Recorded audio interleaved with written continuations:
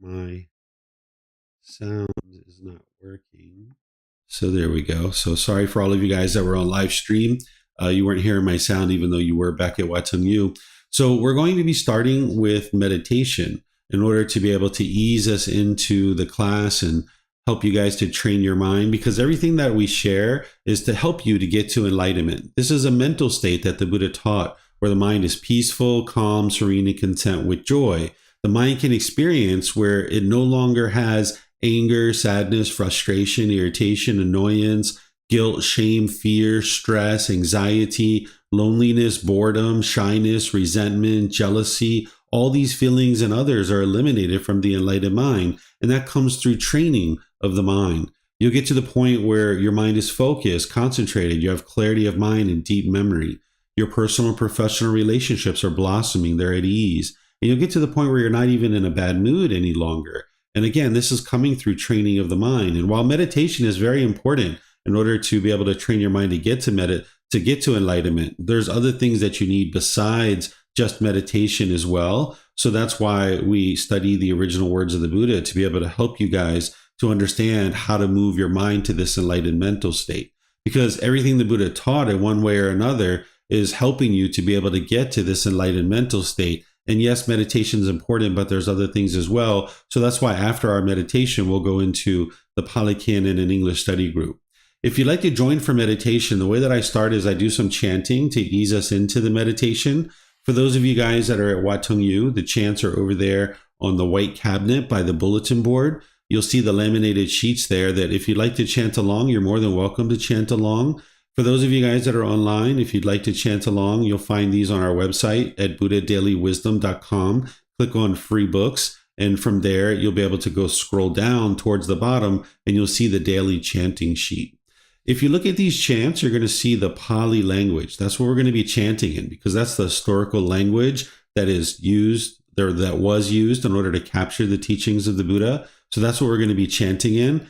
And you'll see English translations there as well on the chanting sheets. And if you look at these translations closely, you're going to see a lot of appreciation, gratitude, and respect for the Buddha. And because of that, I don't think he actually created these chants himself. They were probably created by his students, either during his life or after his death. The way that chanting originated during the lifetime of the Buddha is that it was in order to commit the teachings to memory. So every 2 weeks, the students would come together and they would recite his teachings orally. This is where chanting came from. And nowadays, we chant in order to ease the mind into meditation and get more benefit out of the meditation itself. There's nothing mystical or magical about chanting. It's not a rite, a ritual, or a ceremony or worship. It's not prayer or anything like that. So you wouldn't be wise to think of it in that way, because the origins of chanting was that the Buddha was teaching orally. Nothing was written down during his life because that technology didn't exist in that part of the world. So he used chanting as a way to help his students to be able to commit the teachings to memory, so that then they could actually practice the teachings in their day-to-day life. So we're not chanting in order to commit the teachings to memory any longer, because we have books and videos and podcasts and audiobooks and things like this. But we're chanting in order to ease the mind into meditation and get more benefit out of the meditation itself. That gratitude and appreciation and respect that you see in the chants, that I suspect is coming from his students, because a Buddha has eliminated their ego and their arrogance. They're not going to walk around and teach people to chant to them. But instead, if you learn from a teacher of how to move from the anger, the sadness, the frustration, and all these other discontent feelings that I mentioned to this peaceful and joyful mental state, and this teacher didn't want anything from you or expect anything from you, you probably have a lot of gratitude and respect for that person too. So that's why I suspect that these chants actually are coming from his students, because a Buddha wouldn't have created these chants and asked his students to chant these things to him out of respect to him, because that would be ego and arrogance and boastfulness, and an individual who's gotten to enlightenment has eliminated that. So after the chanting, I'm then going to provide you some guidance, where I'm actually going to be guiding you during the meditation, and that'll be just for a brief period, kind of like instructions and guiding you how to meditate while we're actually meditating. Then there's going to be a period of time where it's just quiet and we're all meditating together. Everyone there at Wat Tung, anybody who's anywhere else in the world, if you're joining us on Facebook, YouTube, or Zoom, we'll just all be meditating together at the same time. Then we're going to come out of the meditation with some more chanting. And then that's where I'll start today's class. In terms of your body position for meditation, there's 4 positions that the Buddha taught. There's seated, lying, standing, and walking. Typically, people are learning in the seated position when they're first starting. So I'll give you guidance on the seated position, but just understand there's these other positions because your body can't be in the same position permanently. You're going to need more than one position. So in your journey to enlightenment, part of the guidance that you would receive is understanding how to meditate in all 4 positions. But let me just help you with some light guidance on the seated position. And remember, there's not just one fixed way to sit. So what I'm sharing with you isn't that everybody has to sit this particular way, because it's not actually possible for that to occur. That would be permanence. And we know that all of our bodies are unique. They're all different. Different people are going to find different things to be comfortable. So you can find whatever's comfortable for you and just use what I'm sharing with you just as a potential guidance. And so suggestions that you might consider, some recommendations in order to find an even more comfortable position. If you're on the floor, you might be sitting with some cushions under your rear. This will help to soften your seat. And then if you're crossing your legs to sit on the floor, you might just bring those together lightly rather than real tight. Because if you bring them together really tight, it'll impede the circulation in the lower body. If you are also sitting on the floor, sometimes people like to put their legs off the mat. This gets the hips up in the air and it lessens the angle at the hips, the knees, and the ankles. And that might be something that you consider as well. The Buddha put his right hand over his left with his thumbs together like this, and then he put that down into his lap so that the top of his hands are on the top of his lap. And if that's comfortable for you, you could use it. But again, it's not about everyone doing it exactly the same way. You could put your hands on your thighs or on your knees. You could put your hands up, or you could just rest your hands comfortably in your lap in any which way that you'd like. For anybody who's in a chair, or maybe if you're in a bench or a sofa or a wheelchair or something like this, you might just decide to sit with your feet flat on the floor or lightly cross at the ankles. And then the same thing with the hands and arms. You can just put those wherever you like.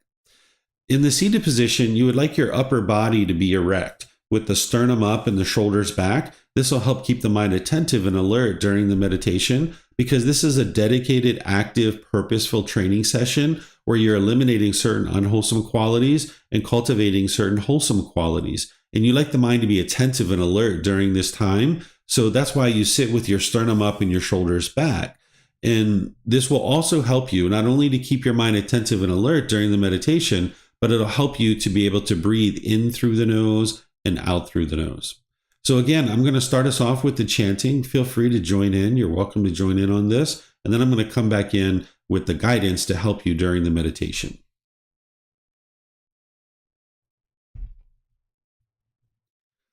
Arahang Samma Sambuddho Bhagava Wat Tung Bhagavanang Apivadeyami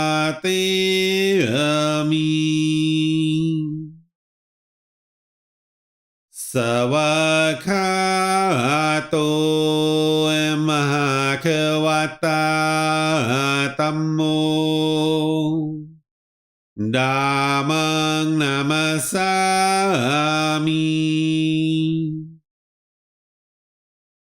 Supatipano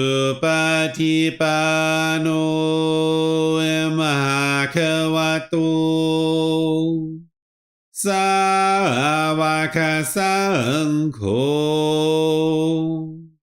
Sanghang Namami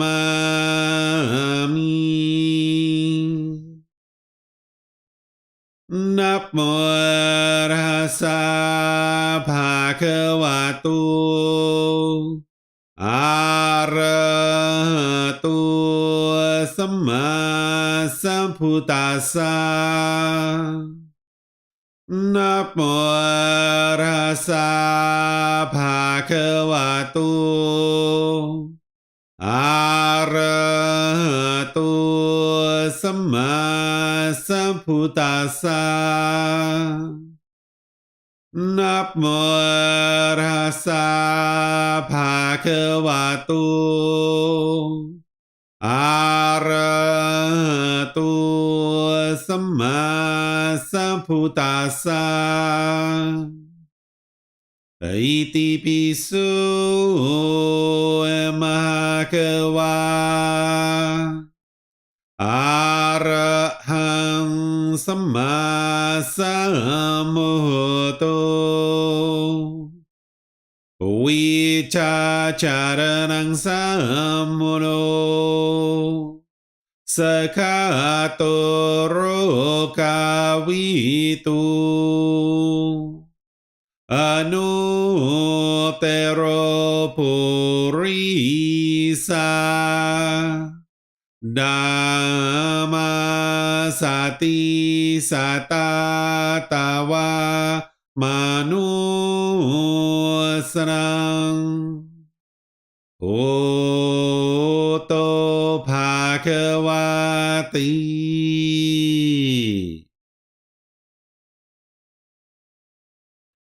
Okay, with the lower body and hands and arms comfortable, and the upper body erect. Just close the eyes and start breathing in through the nose and out through the nose. Here you're just looking to establish the breath, a nice, natural, steady, consistent breath. Not forced or controlled, just a gradual inhale through the nose, experiencing the full breath. And then whenever you're ready, exhale out through the nose. Breathing in and out.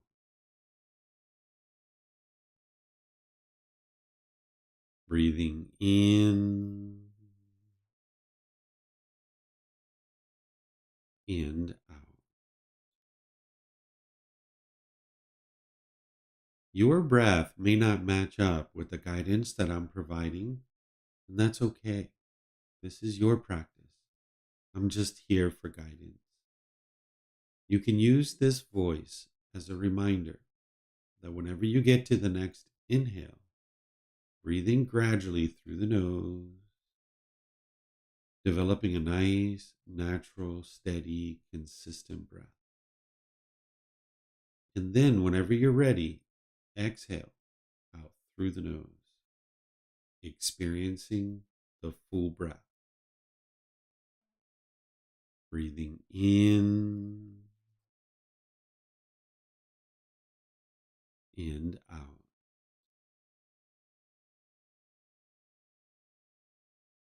Breathing in and out.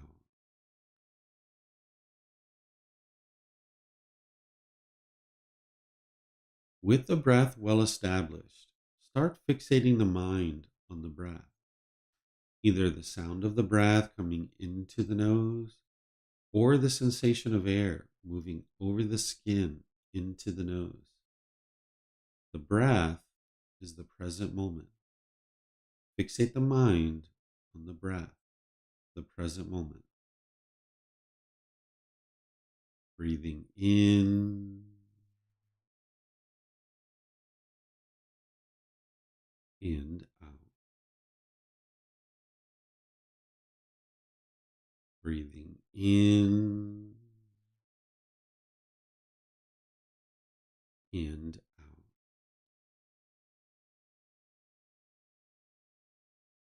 With the mind fixated on the breath, whenever you notice that it moves off the breath, cut that off, let it go, and come back to the breath, the present moment. No need to observe the thought, label it, judge it, analyze it, or even try to figure out where it's coming from. Whenever you notice that the mind is moved off the breath, cut that off, let it go, and come back to the breath, the present moment. Breathing in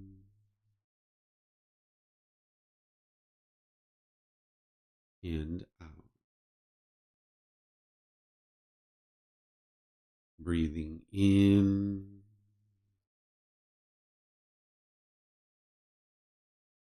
and out.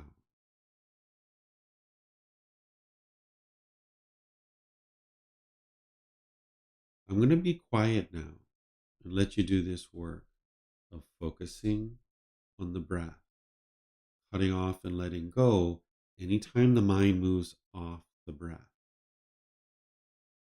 You have nowhere to go. There's nothing to do. No one needs you right now. This is your time to focus on the breath. Breathing in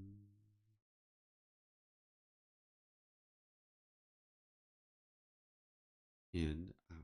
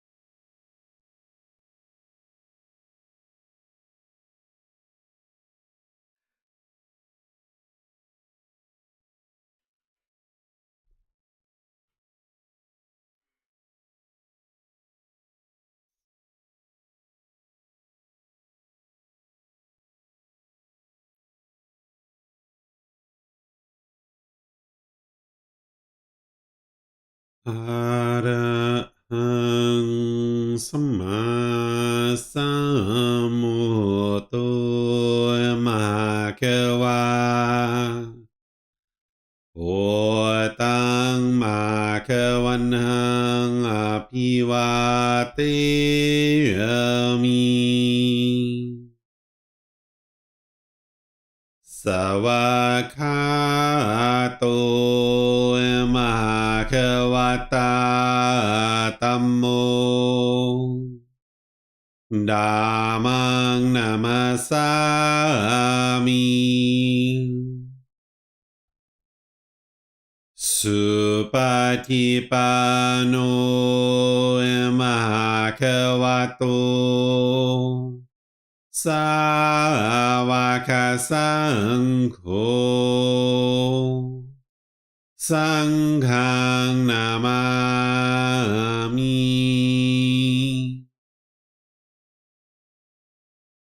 นับโมอะระหะสะภะคะวะโตอะระหะโตสัมมาสัมพุทธัสสะนับโมอะระหะสะภะคะวะโตอะระหะโตสัมมาสัมพุทธัสสะนับโมอะระหะสะภะคะวะโตอะระหะโตสัมมาสัมพุทธัสสะอิติปิโสมหาเขวาอะระหังสัมมาสัมพุทโธวิชาจารนังสัมมุโนสกขาโตโรกาวิตูอนุเตโรปุริสาดามาสติสัตตาตาวามานุสนังโอโตภาควาติ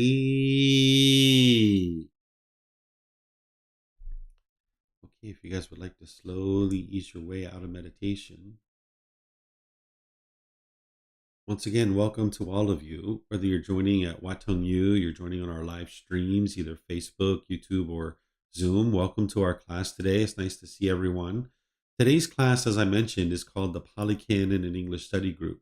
This is where we study the original words of the Buddha. Oftentimes, students are learning in our other courses and retreats and programs and things like this, and they oftentimes will make their way into the Pali Canon and English Study Group because that's a place where we study exclusively the words of the Buddha in order to be able to help you to understand the path to enlightenment. The way that we do this is I invite students that are at the temple or in Zoom to be able to read a chapter from the Pali Canon in English book series that I share. We're actually in volume 8 today, chapter 11, and there's others as well that we'll be reading as part of our class. You can see these chapters are actually quite short. This one's like basically a page long. What you've got here is you've got the original words of the Buddha, and then you've got a reference that takes you back to the original source teachings, and then you've got words from me. And all these books are available to you guys at no cost.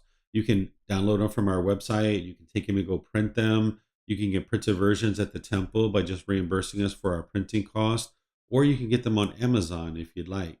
In this particular book, volume 8 is titled The Foremost Householder. This is where you're learning teachings to help you understand how to get to enlightenment as a household practitioner. There's other teachings that you would need too. That's why the book series is 13 books. But today we're actually studying this particular book. There's other programs and courses and retreats that are really good for foundational people who are just looking to build a foundation and really get started on the path. I teach that on Sunday at 9 a.m. and 9 p.m. Thai time. and then on Wednesdays at 9 a.m. and 9 p.m. And then there's various courses and retreats throughout the year that are going to help you to be able to learn the foundational teachings. So if this is your first time learning here, it's okay. You can actually learn with us, but just understand that this isn't where someone will typically start. They'll usually start in a foundational program, and you're welcome to join on Sundays and Wednesdays. Those are great opportunities for that. You can join either at the temple or online through our live stream. And then there's every month, there's a foundation in the path to enlightenment course, the very first full week of every month. And again, you can attend that at the temple or you can attend it through our live stream. And I'm even going to be teaching one here in the USA next week where we're going to be live streaming that one as well. So you can learn the foundational teachings because the teachings of the Buddha are to guide you to this enlightened mental state. As I mentioned at the beginning of class, an enlightened being no longer experiences any anger, sadness, frustration, irritation, annoyance, guilt, shame, fear, stress, anxiety, loneliness, boredom, shyness, resentment, jealousy. All these feelings and others are eliminated because you've trained your mind and you've uprooted the causes and conditions that are producing it. Oftentimes, people think that it's something external that's causing their mind to be angry or sad or frustrated. But what's causing the mind to be angry and sad and frustrated and all those other feelings is actually within your own mind. This is what the Buddha did during his lifetime is he figured out what it was that was causing the mind to experience discontentedness.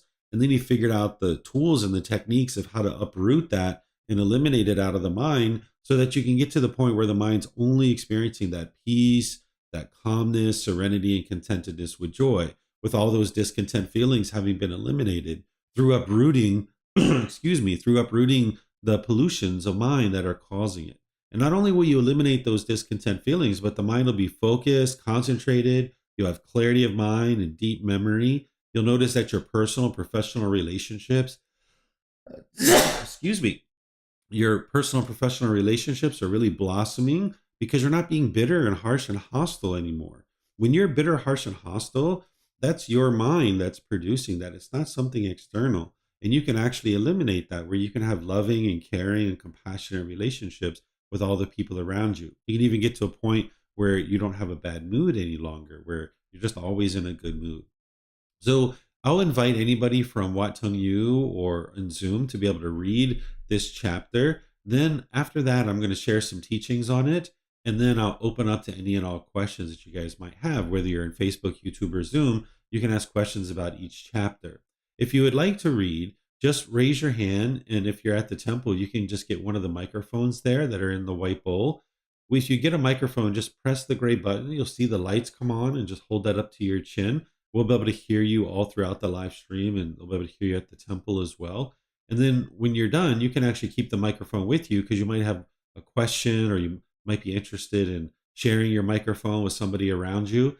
If you could press the gray button to turn it off when you're not using it, because then you won't get any feedback at the temple, that would be great. And then for those of you guys in Zoom, if you'd like to volunteer or you'd like to ask questions, you can electronically raise your hand, unmute your microphone, and then we'll be able to hear you all throughout the live stream. And then when we get to the question period, again, those of you guys at the temple, if you could electronically raise your hand and raise your hand as you're in the live audience so that the students that are helping, that they'll understand that you have a question. And then you can use the microphones. And then again, you can keep those with you if you like.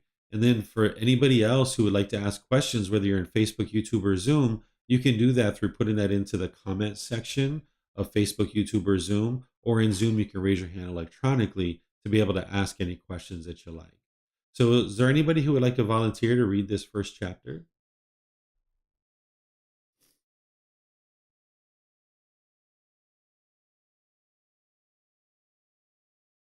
Looks like we have someone at the temple. Yeah, great.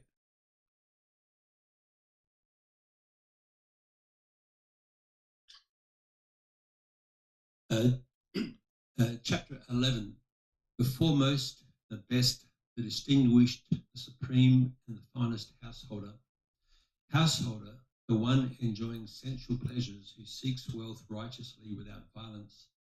He makes himself joyful and pleased and shares it and does meritorious deeds and uses that wealth without being tied to it, obsessed with it, and blindly absorbed in it, seeing the danger in it and understanding the escape. He may be praised on 4 grounds: The first ground on which he may be praised is that he seeks wealth righteously without violence.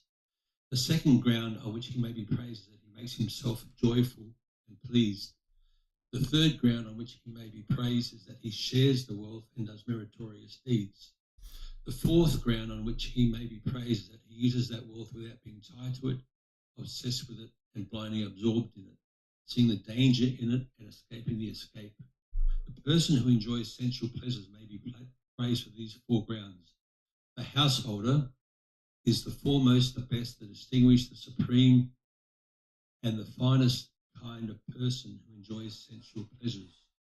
Just as a cow comes milk from milk curd, from curd butter, from butter ghee, from ghee comes cream of ghee, which is reckoned the foremost of all of these, so too this kind of person who enjoys sensual pleasures is the foremost, the best, the distinguished, the supreme, and the finest of all those who seek wealth righteously, without violence, and having obtained it makes himself joyful and pleased, and shares the wealth and does meritorious deeds, and uses that wealth without being tied to it, obsessed with it, and blindly absorbed in it, and seeing the danger in it and understanding the escape. Okay, thank you, Steve. So, this is a teaching that the Buddha is sharing about wealth and kind of what would be wise to do with that wealth as we acquire the wealth, because what he's teaching you is his core central teaching. He's, as I mentioned, teaching you how to eliminate the discontent feelings. He's teaching you how to eliminate anger, sadness, frustration, and all those other discontent feelings. What's causing that is the mind is holding on. It has craving, desire, attachment. It wants things to be a certain way. And none of the teachings of the Buddha are about belief. So don't believe what I'm sharing with you here.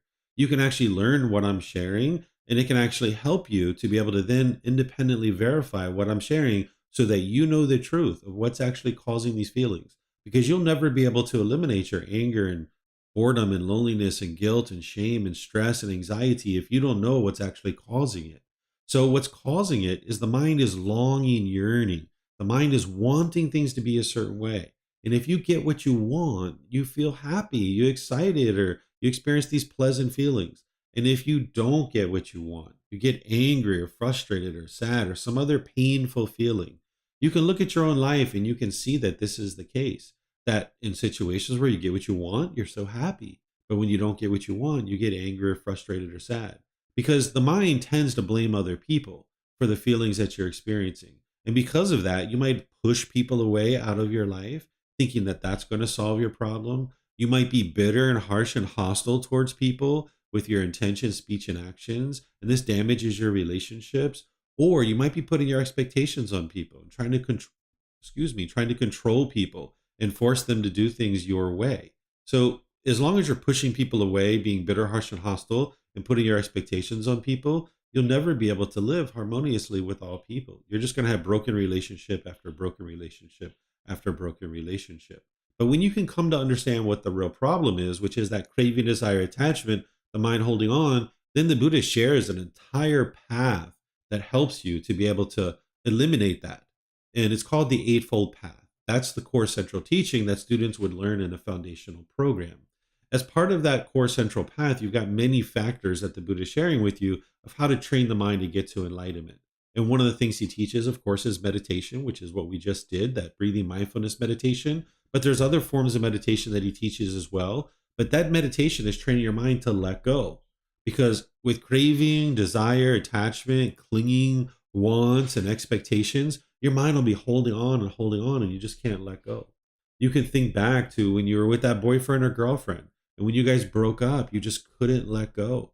And for however many days or weeks or months, your mind was angry or sad or frustrated, or you were lonely or bored or any other discontent feeling or something like this. That's because the mind wouldn't let go. But when you finally let go, that's where the peace and the joy comes back into the mind. But the unenlightened mind doesn't know how to let go because it hasn't been trained to do so. So that breathing mindfulness meditation that we did is training your mind to let go so that when your mind moves off the breath, you notice that. That's your mindfulness and your concentration. You notice that the mind moved off the breath, and now you cut it off and let it go, and you bring the mind back to the breath. That's training your mind to let go. So if 10, 15, 20, 30 times during your meditation, you have to let go, let go, let go, let go. That's really beneficial for your mind, because then in day-to-day life, you can train your mind to let go. And ultimately, you can train your mind to never grab on to begin with, right? But you're going to need to gradually transition your mind and accumulate these benefits. Well, one of the other things that trains your mind to let go is practicing generosity, where you're training your mind to give and share, being joyful and letting go, not being so selfish. That's one of the things that we do is we hold on to our time, our effort, our energy, our resources. We hold on to those things really tightly. And we think that that's somehow going to bring us pleasure. But what you realize through these teachings is not the external things that's going to bring you pleasure. It's through training your mind to let go. So the Buddha teaches you about this path to enlightenment, how to train your mind, but he also teaches you how to build a livelihood where you can sustain your life in a wholesome way, where you're not causing harm to others. And he teaches you about how to do this, because if you were, say, selling drugs on the street corner, or you were selling animals or things like this, you were, selling weapons and poisons and things like this, these things are all causing harm to people, and this harm is going to come back to you. So he's teaching you here in this teaching about how to essentially ensure that you're looking at cultivating a livelihood where you can build your wealth. If you look in the Eightfold Path, you're going to see a lot more detail there. Here, this is just kind of like a connected teaching that integrates into the Eightfold Path to further help you understand something called right livelihood. Where here he's saying that, when an individual is not obsessed and blindly absorbed in their money and in their wealth, they can be praised for that, meaning that this is a really good thing for you, right? Like, you don't go around actually praising someone like, oh, wow, you're doing really well with your wealth. Good job there, right? Instead, he's saying, this is something that that you're practicing well. When you're not obsessed and absorbed in your money, and you understand and see the danger in doing so. When you understand and see the danger in holding on to your money tightly, you will have understood the beginning teachings of the Buddha. And you'll know that holding on to your money really tightly is only going to produce discontent feelings. So he says the first ground on which we may be praised is that this individual seeks wealth righteously, without violence. That's basically practicing the Eightfold Path as part of right livelihood, that you're not causing harm to anybody in the way that you acquire your wealth.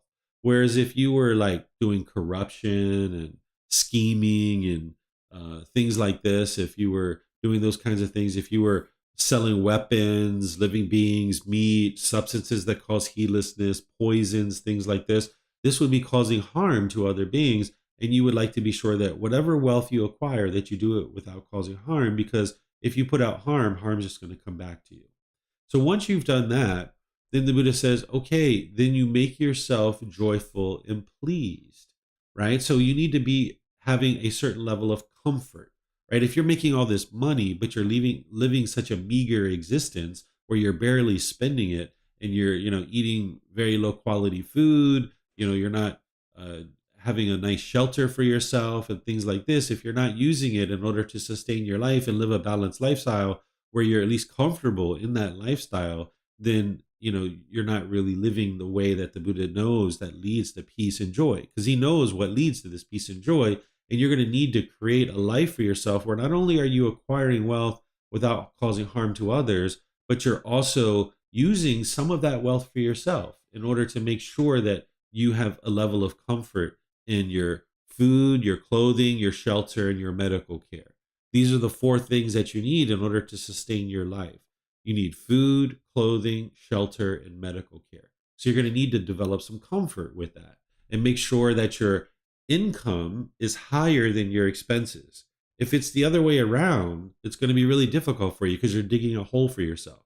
If your expenses are higher than your income, you're just going to keep building a deeper and deeper hole and going into that hole. So you would like to kind of gradually work towards building up your life where your income is higher than your expenses. And of course, we go through periods of time of unemployment and where we're looking for jobs and stuff like that, but you have a plan. You're working towards something to get to a point where your income is higher than your expenses. And now you can be joyful and pleased with you're doing a job where you're not causing harm.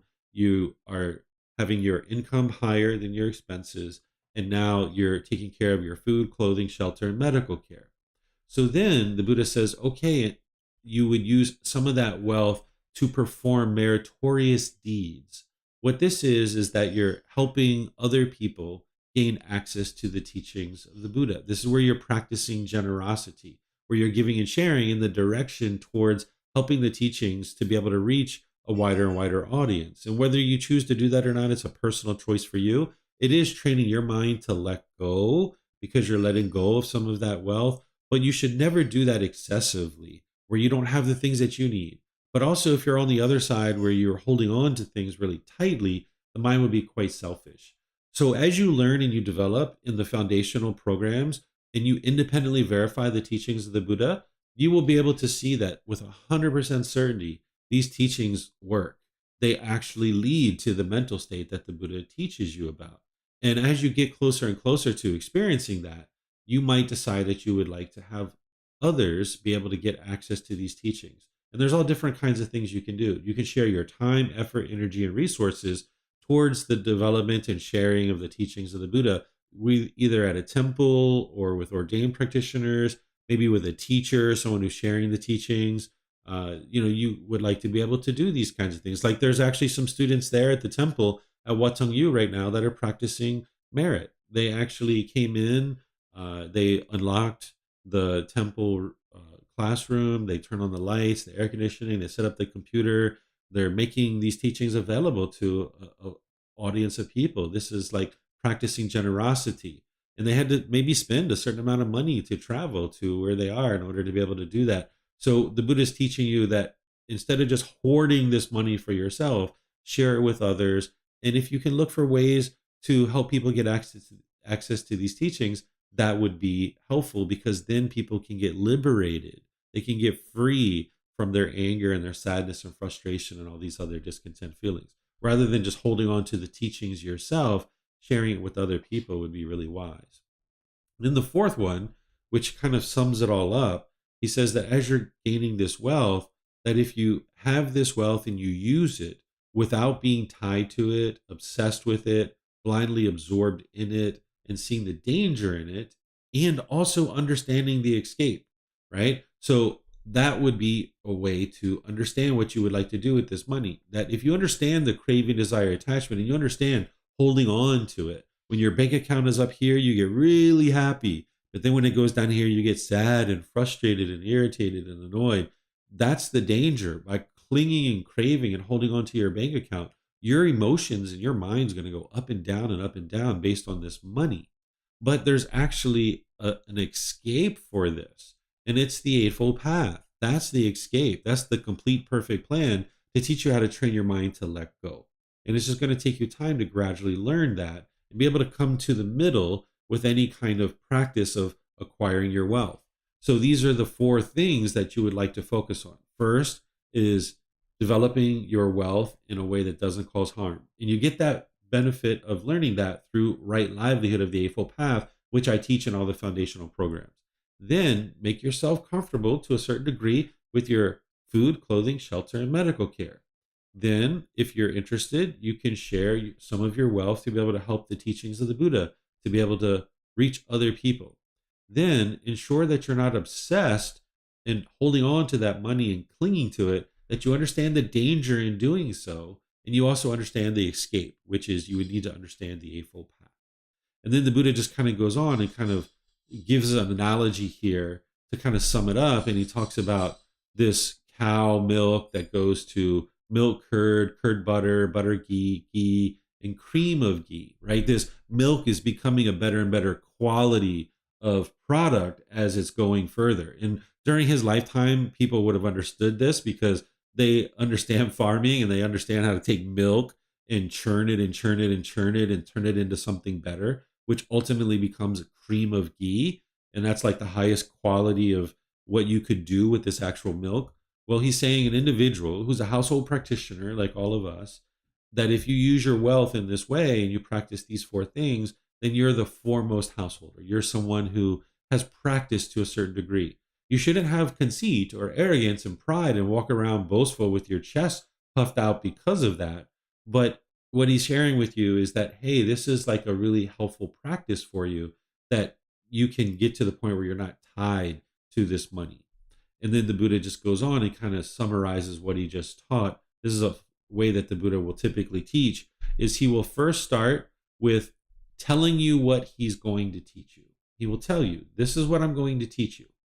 Then he will actually teach it to you, right? And that's what he actually did. He actually taught it. Then he's going to tell you what he actually taught you.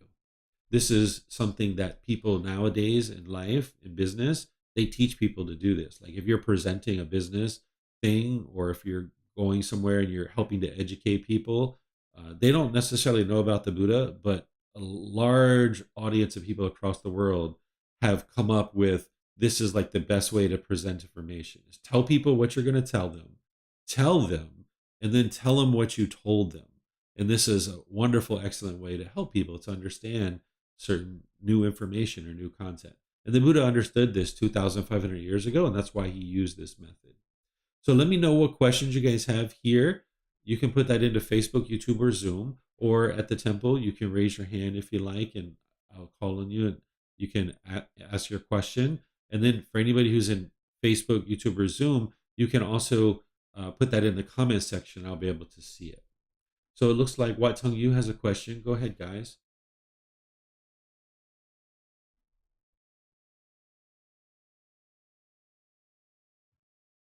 Thank you, David. So from the gospel, the Christian gospel, there's this very famous comment, and this is hard for a rich man to enter the kingdom of heaven as it is for a camel to pass through the eye of a needle. Now, I'm asking that not so much. I'm not interested in a comparison between what this philosophy said or that philosophy said, but it's just interesting that it's sort of kind of expressing a similar thing. And I'm particularly focusing here on the danger, seeing the danger in it, which he mentions a couple of times. So presumably the danger there is that craving can just take over. So for example, I want to get a basic car, but then maybe I want another car, maybe I want a four-wheel drive, etc., etc., or get a comfortable house, but then there I want a bigger house. That's the danger? Obviously, that you're pursuing wealth and you're kind of thinking, I'm going to do this for good intentions, but you get a little bit too attached to the craving side of it. That's the danger, is it? That's my question. The danger is that there's those discontent feelings that you're going to experience. You're going to experience the frustration, agitation, annoyance. What you just described is excellent, that you understand that level of detail. You explained the cause of that danger, and why that danger is actually occurring. It's because of the craving, desire, attachment.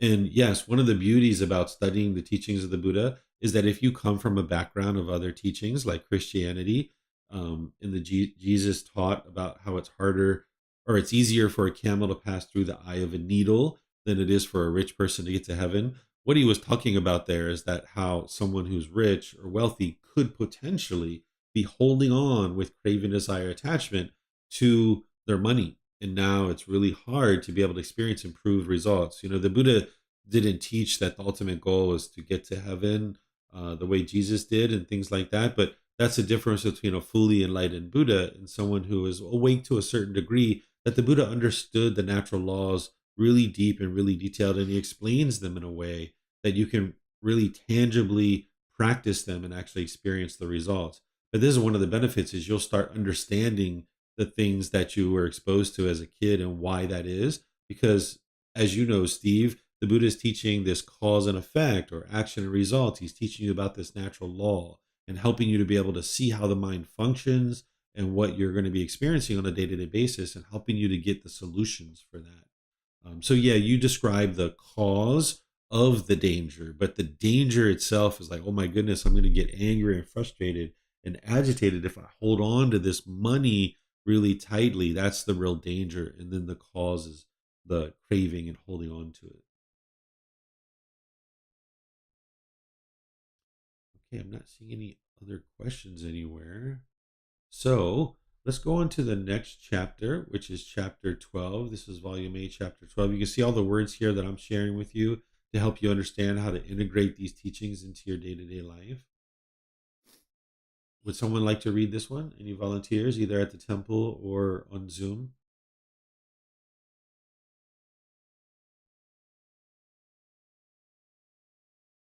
Okay, looks like Wat Tung you. More terrible and frightful than the great inferno. Monks, there exists a hell named the great inferno. There, whatever form one sees with the eye is undesirable, never desirable, unlovely, never lovely, disagreeable, never agreeable. Whatever sound one hears with the ear is undesirable, never desirable, unlovely, never lovely, disagreeable, never agreeable. Whatever odor one smells with the nose is undesirable, never desirable, unlovely, never lovely, disagreeable, never agreeable. Whatever flavor one tastes with the tongue is undesirable, never desirable, unlovely, never lovely, disagreeable, never agreeable. Whatever physical object one touches with the body is undesirable, never desirable, unlovely, never lovely, disagreeable, never agreeable. Whatever mental object one recognizes with the mind is undesirable, never desirable, unlovely, never lovely, disagreeable, never agreeable. When this was said, a certain monk said to the perfectly enlightened one, "That inferno, venerable sir, is indeed terrible. That inferno is indeed very terrible.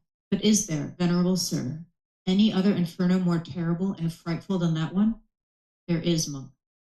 "But what, venerable sir, is that inferno more terrible and frightful than that last one?" "Those ascetics or Brahmins, monk, do not understand as it really is. This is discontentedness. This is the cause of discontentedness. This is the elimination of discontentedness. This is the way leading to the elimination of discontentedness. The delight in volitional formations, choices, decisions that lead to birth, in volitional formations that lead to aging, in volitional formations that lead to death, in volitional formations that lead to grief, sorrow, pain, displeasure, and despair. Delighting in such volitional formations, choices, decisions.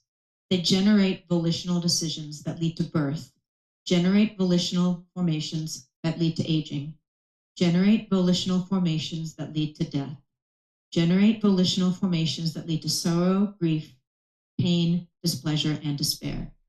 Having generated such volitional formations, choices, decisions, they are burnt by the inferno of birth, burnt by the inferno of aging, burnt by the inferno of death, burnt by the inferno of sorrow, grief, pain, displeasure, and despair. They are not freed from birth, aging, and death, not freed from sorrow, grief, pain, displeasure, and despair, not freed from discontentedness, I say. Okay, thank you, Liz. I recognize that voice. I can't see the picture in the camera so well because my eyes are kind of old, but definitely recognize the voice. So thank you, Liz, for sharing the reading. Excellent. David. Yeah. So this is actually a really, really deep discourse, and it's in volume 8 for a reason because students would have already learned a lot of other things before this. But let me help you to kind of connect some of these things so that you'll understand. And for those of you guys that haven't studied the teachings of the Buddha, it's okay. Like I mentioned, you'll still be able to learn here, but just understand there's other things that students have already learned typically by the time they get to this point. So the Buddha did teach 5 realms of existence. He taught hell, the animal realm, the afflicted spirit realm, the human realm, and the heavenly realm. And these are things that you can independently verify. This isn't any kind of belief or anything like this. It is the way the world is truly functioning. And you may or may not have the wisdom of how to verify that right now, but that is an option as you progress forward on your journey to enlightenment. You'll be able to cultivate the wisdom of how to independently verify these things. So here the Buddha is saying that there's this hell named the Great Inferno, right? And now he's saying that whenever you're there, that whatever you see with the eye, that you hear with the ears, that you smell with the nose, that you taste with the tongue, anything that touches the body or anything that goes through the mind, it's undesirable, that it's unlovely, it's disagreeable to you. Because in that particular realm, beings are experiencing exclusively painful feelings. And whenever you experience contact through these 6 sense spaces, if you have craving, desire, attachment in your mind, you're either going to see what is you're experiencing as either agreeable or disagreeable. this is what craving, desire, attachment is doing in the mind. That you're having contact through the eyes, the ears, the nose, the tongue, the body, and the mind itself. And your mind's going to see that contact as either agreeable or disagreeable. And that's where you're either going to get pleasant feelings if it's agreeable contact, or you're going to get painful feelings if it's disagreeable contact. And those pleasant feelings are, say, for example, you hear some great music. You're in your car, you're at the stoplight, you hear this amazing music, someone pulls up next to you, and you're like, all right, that's my jam, let's go, right? You get all these pleasant feelings. But then you pull up to the next traffic light and you hear a different type of music. And now through the ear, you're hearing this disagreeable contact.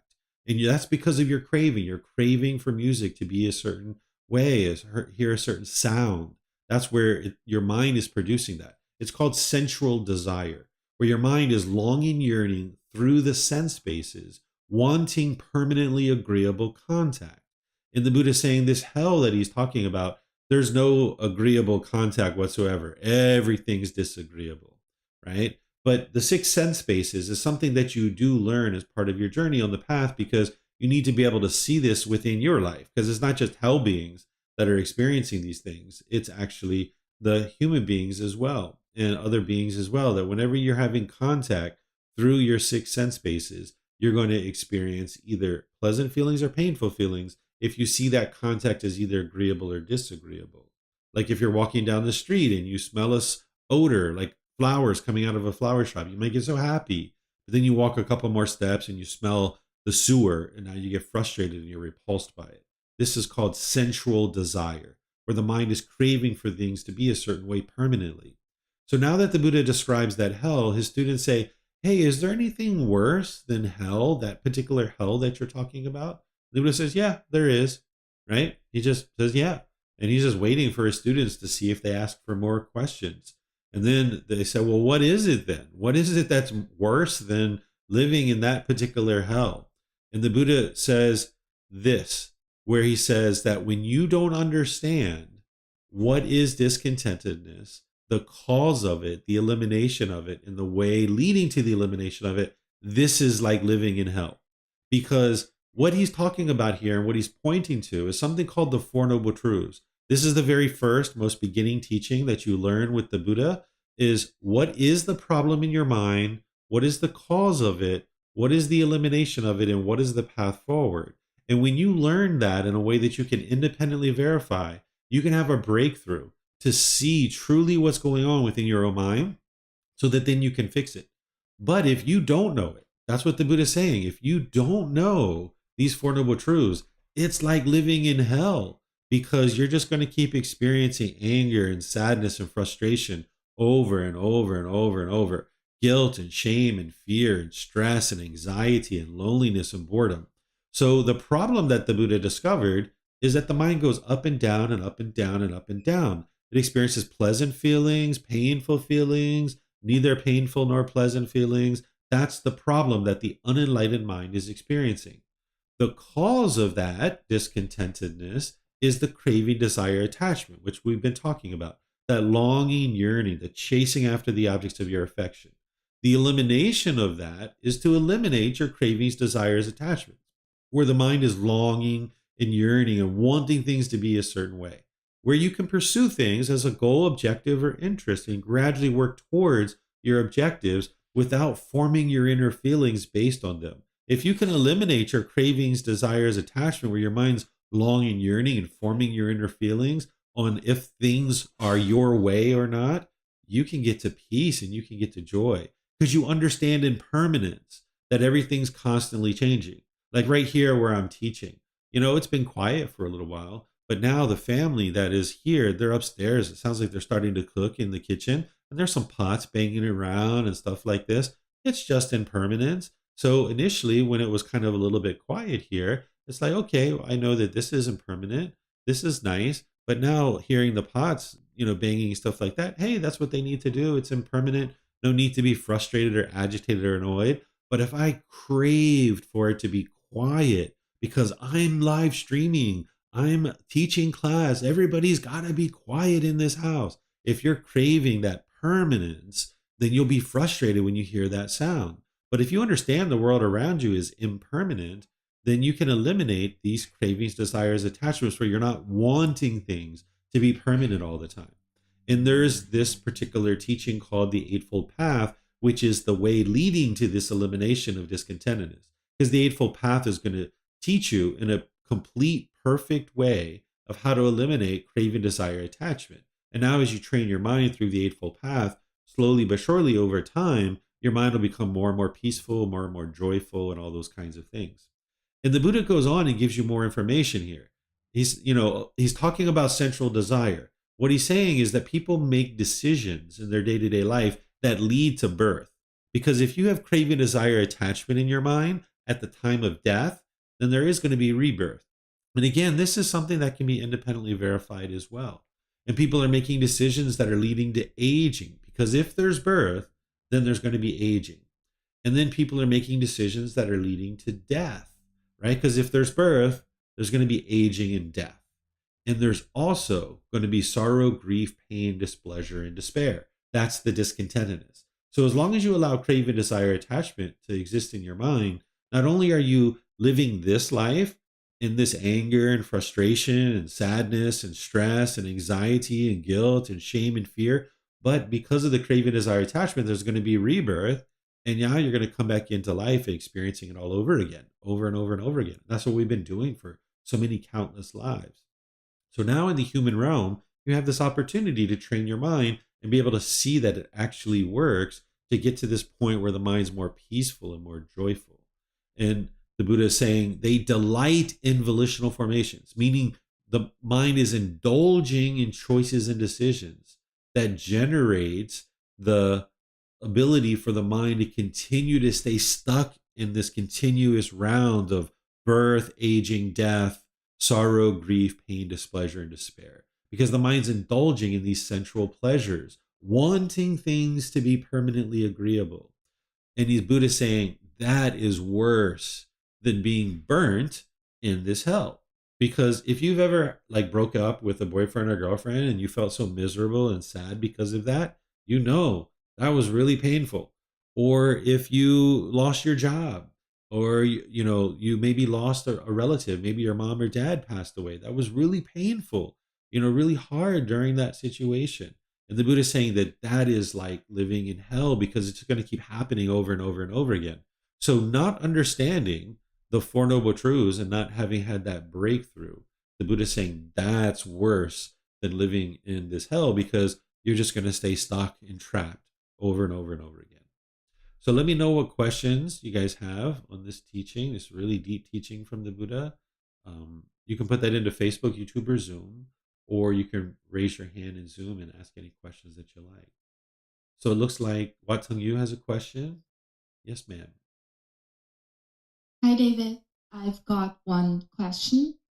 Actually, since last week, I've been practicing staying neutral without going to extremes, that kind of thing in real life.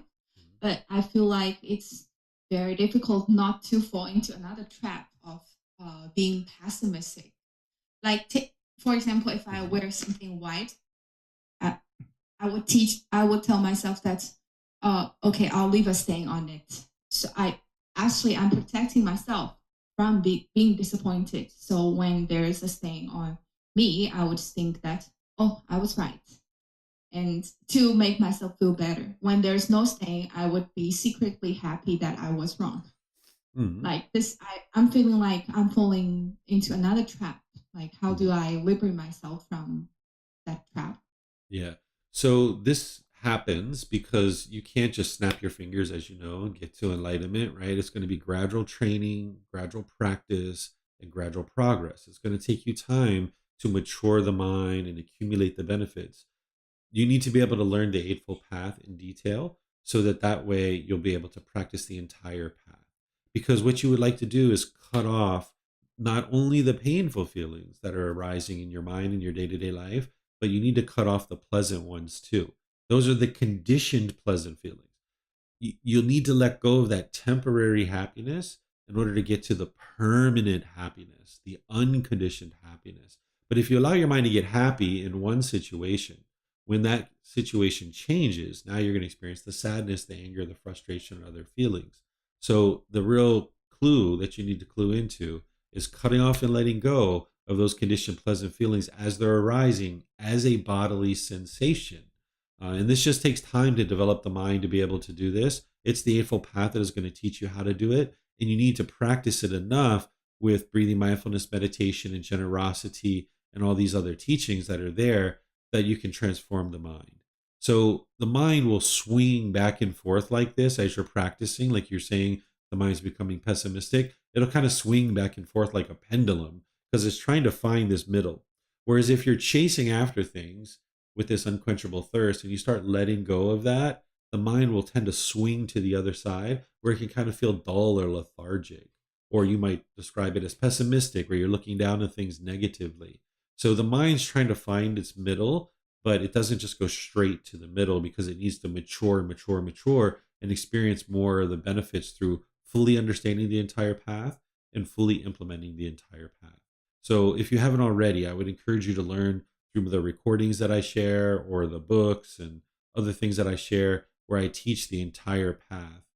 That's what's going to help you to be able to then practice it in your day-to-day life.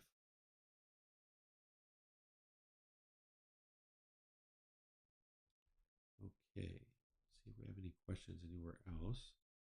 I'm not seeing any questions anywhere else. So let's go to the next one, which is chapter 13. Is there someone who would like to read this?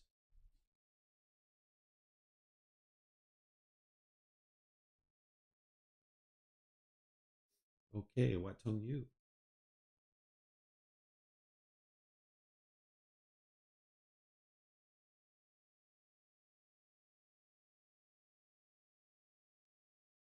Four qualities of a wholesome person. Monks, one who possesses four qualities can be understood to be a wholesome person. What for? Dear monks, a wholesome person does not disclose the faults of others, even when asked about them, how much less than when not asked. But when he is asked about them, then, led on by questions, he speaks about the faults of others with gaps and omissions, not fully or in detail. It can be understood this individual is a wholesome person. Again, a wholesome person discloses the virtues of others even when not asked about them, how much more than when asked. But when he asked about them, then, led on by questions, he speaks about the virtues of others without gaps and omissions, fully and in detail. It can be understood this individual is a wholesome person. Again, a wholesome person discloses his own faults even when not asked about them, how much more than when asked. But when he is asked about them, then, led on by questions, he speaks about his own faults without gaps and omissions, fully and in detail. It can be understood this individual is a wholesome person. Again, a wholesome person does not disclose his own virtues, even when asked about them, how much less than when not asked. But when he is asked about them, then, led on by questions, he speaks about his own virtues with gaps and omissions, not fully or in detail. It can be understood this individual is a wholesome person. One who possesses these four qualities can be understood as a wholesome person. Okay, thank you, Rachel. So the Buddha is teaching you how to become a wholesome individual. It's unwise to judge other people, to think about whether they are, one way or another. In certain situations, you're going to need to make friends of people who are doing wholesome things, but you're not interested in judging them and looking down on them. That would be your conceit if you were judgmental towards people. But if you're making wise decisions towards who would be wise to spend time with, you can do that without judging them. You can just look at someone's practice and how they're interacting, and this is going to help you to determine whether someone is doing things that are wholesome or doing things unwholesome. So you need to know what the Buddha is teaching here for yourself in order for you to be able to practice being a wholesome person. But you're also going to need it in terms of like selecting a boss to work for, selecting friends and people to spend time with. Maybe a roommate. If you're going to live in the same place with someone, you would like to select someone who's into wholesome things, because these types of people that you're spending time with, whether it's a boss or a friend or a roommate, a life partner, any of these kinds of people, that's going to influence you in a direction of either doing wholesome things or unwholesome things. And if you choose unwisely, you could be influenced towards doing unwholesome things. And it's your choices that are doing that. So by the time you cultivate more and more wisdom, you'll be making wiser and wiser choices of who to spend time with in terms of like a boss or a roommate or a friend or a life partner, any of these kinds of things. So the Buddha is giving you guidance here of how you can become a better and better person. And he gives you this guidance all throughout his teachings. Whether you choose to do it or not, it's up to you, but it's going to lead to wholesome results in your life. But he's also helping you to be able to see what would be wise and wholesome in terms of making friends, because you would like to spend time with friends and be around a boss and a roommate and people like this that are into wholesome things. So here, the first two that the Buddha is talking about is that an individual who's wholesome, the first one he says, they don't disclose the faults of others, meaning that you don't go around and gossip and slander people and talk about all the unwise things that other people choose to do.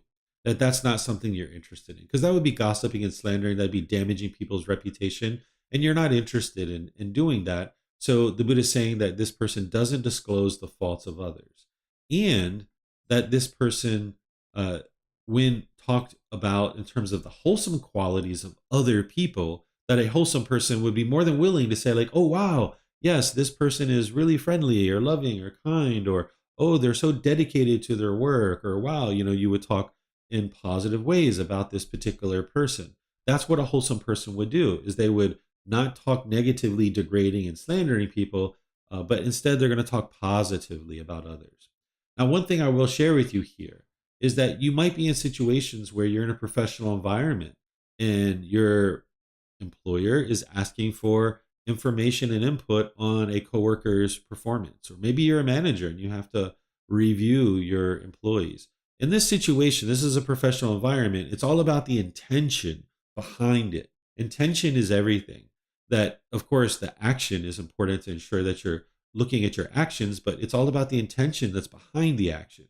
So if you were in a professional environment where you're helping someone to learn and grow and develop, and you need to explain some of the things that they're doing unwisely in order to help them to grow and develop, this could actually be really helpful for you. And because your intention is to help them learn and grow, then it's not going to produce unwholesome results for you.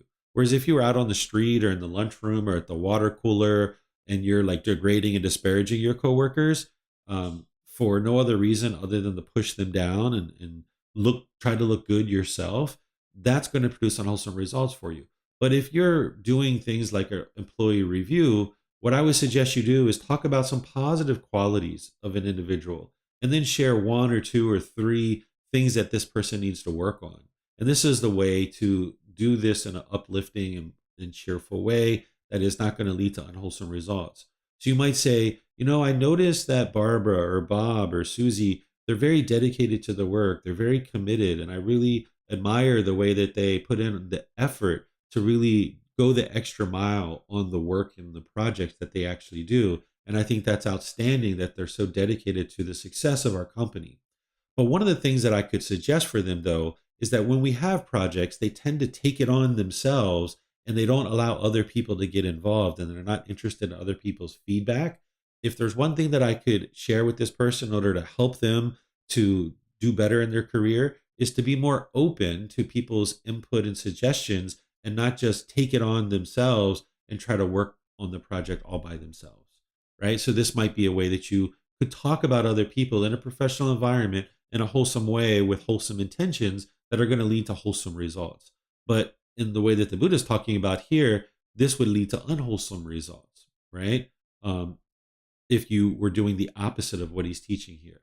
Then in terms of a wholesome person, he's saying in terms of your own faults, that you would be willing to disclose those, because that's how you're going to actually experience improvement in your life. You're going to need someone like a teacher to be able to go to and talk to them and ask them questions about certain challenges that you're having in your day-to-day life and how to improve that.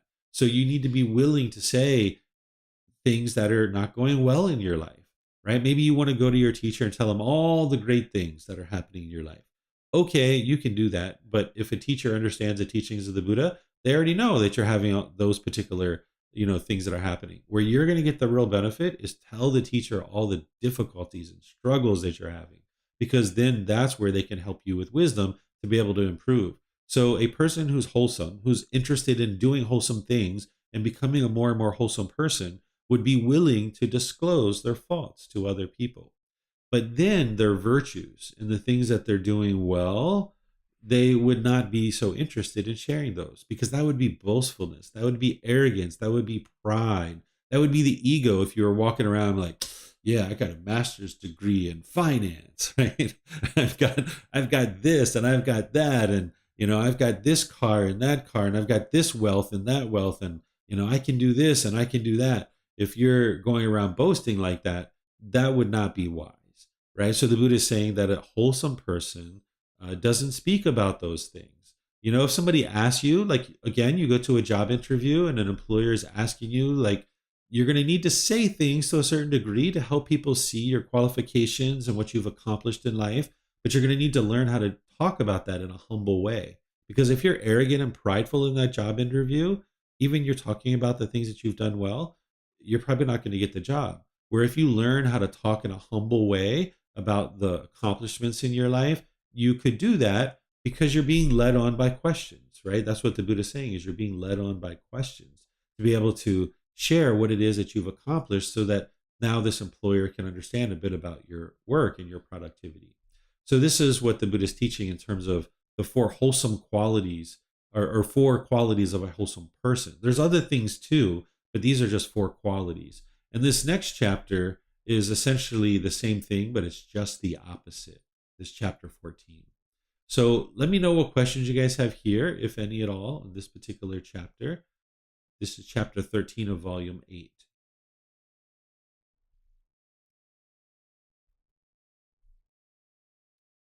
Okay, I'm not seeing any questions anywhere. So what I'm going to do is in class here. Oh, did you have a question, ma'am? I just saw you. You're welcome to ask your question at Wat Tung Yu. Yeah, David, I've got one question. Like recently, I was in one situation where one of my very close friends wanted me to provide some background information about one person I've worked with, because he was about to accept an offer from the company, and he was wondering like what kind of person and that line manager is, and the pros and cons, and whether or not he would accept that offer or not. Like actually, that line manager has a lot of like uh, things that's not so positive, that I do not have very positive feedback, honestly. But as a wholesome person, how would I provide feedback to prevent my friend from falling in a trap Yeah. like that? Ultimately, any decision that your friend makes is a decision that your friend makes, and it's their responsibility to go out there and figure these things out. But if someone's coming to you, instead of telling, oh, they do this and they do that and they do this, and like giving them all the dirt, the nitty gritty dirt about this person, you can say things like, well, I suggest that you look into this aspect of this particular uh, manager, and you look into this, you look into that. Instead of you being the deliverer of the bad news, just point them in the direction of the things to look at. So say like, this person is using drugs and alcohol in their personal life, and things like this, and this affects them in their work life, that they're coming to work drunk and intoxicated and things like that. You might say, well, if I was you, I would look into their personal life and try to understand the way that they're conducting themselves in terms of how they function on a day-to-day basis with any kind of substances or things that they might be considering. If that's important to you, that might be something that you look at, because no matter what job you're working at, you're going to need to be able to know whether or not your manager is potentially indulging in substances or not. And if they say to you, well, are you saying that he or she uses drugs and alcohol?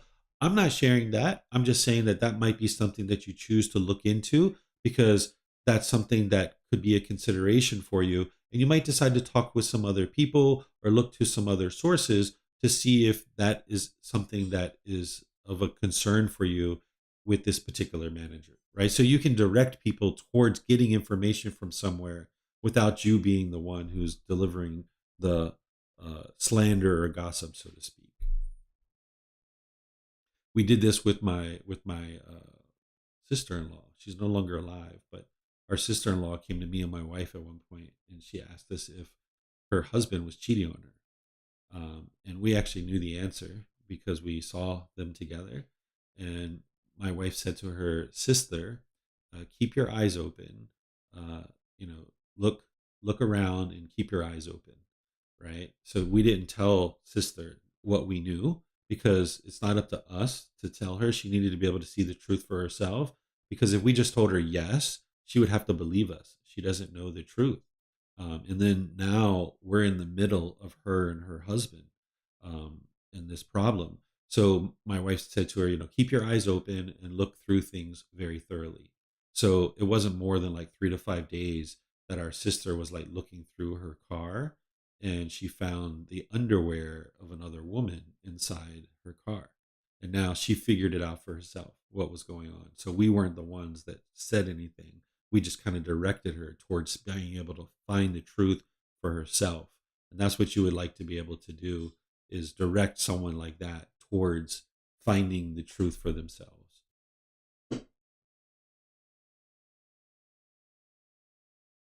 Or neutral, but may not be very easy to put into practice in real life sometimes. Sometimes maybe we're the only source that they could pull to, and we know things that they will not be able to figure out by themselves. But I do think that as a wholesome person, we should not spread bad news about the person, even when we think it's a fact. Sure. So you can also do things like this, like say, like keeping with the same example, that this person maybe in their private life has some unwise decisions that they're making. You could say, well, if you're planning to work for that manager, one of the things that I suggest you do is go out with them in their personal life and spend some time with them so you can see what they're like as an individual so that you can make a better informed decision of what they're like as a person, not just their work. Because this way you're directing them to like go spend time with them outside, and now they can see for themselves. And maybe this person is harsh and bitter with taxi drivers. Maybe they're using drugs and alcohol. Maybe they're talking negatively about other people and stuff like this. So you can guide them towards things like that without you being the one who's sharing what you know. You can say, if you're interested in working for this manager, one of the things I suggest you do is spend some time with them in their private life. Maybe invite them out to various places so you can kind of get a better view of not just their professional life, but also their personal life as well. And now, whether they choose to do that or not is their choice. Because if they choose not to do it and then they take the job and they find out later, well, you guided them towards that.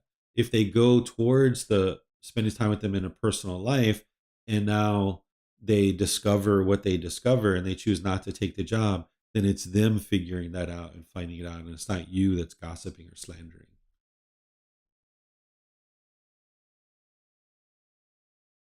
Yeah, I think you just said thank you. I can see your lips. You're welcome.